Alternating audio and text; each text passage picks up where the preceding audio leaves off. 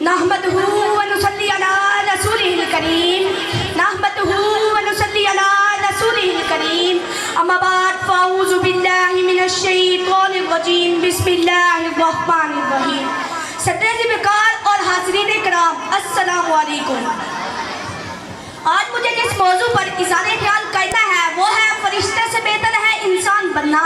جناب والا انسان قدرت کی بہترین تخلیق ہے، یہ وہی تخلیق ہے جسے علم و حکمت کی معراج بخشی گئی، جس کے سر پر عظمتوں کا تاج سجایا گیا، جسے خاکی جسم عطا کر کے ملکوتی اوصاف بخشے گئے۔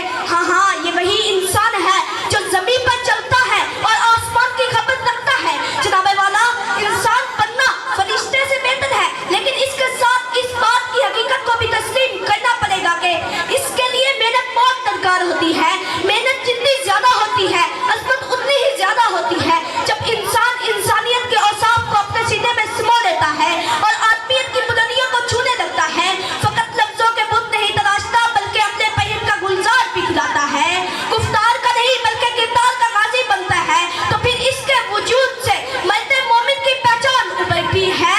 وہ مرتے مومن کے ہر لہجہ ہے مومن کی نئی آن نئی شان، ہر لہجہ ہے مومن کی نئی آن نئی شان، گفتار میں کردار میں اللہ کی برہان۔ یہ راز کسی کو نہیں معلوم کہ مومن، یہ راز کسی کو نہیں معلوم کہ مومن کاری نظر آتا ہے حقیقت میں ہے قرآن۔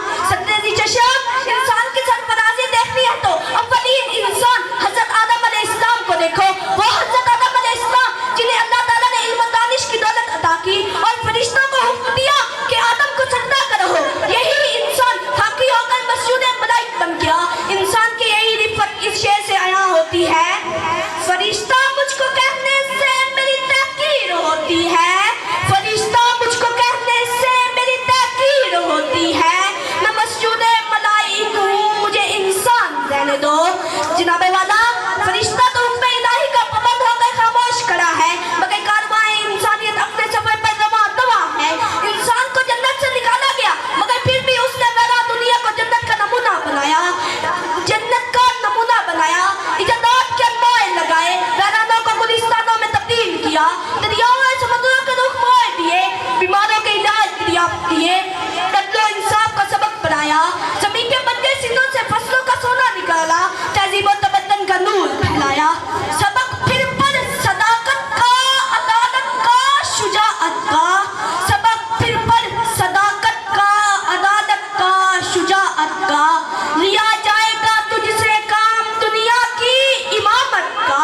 جناب والا جب انسان بدی کے راستوں کو ٹھکرا کر نیکی کی راہ اختیار کرتا ہے تو فرشتے اس کی راہ میں اپنے پر پھیلا دیتے ہیں۔ جب وہ راہ جہاد میں آگے بڑھتا ہے تو فرشتے اس کی نصرت کو آ پہنچتے ہیں۔ جب وہ بارگاہ خداوندی میں آنسو بہاتا ہے تو فرشتے آمین کہتے ہیں۔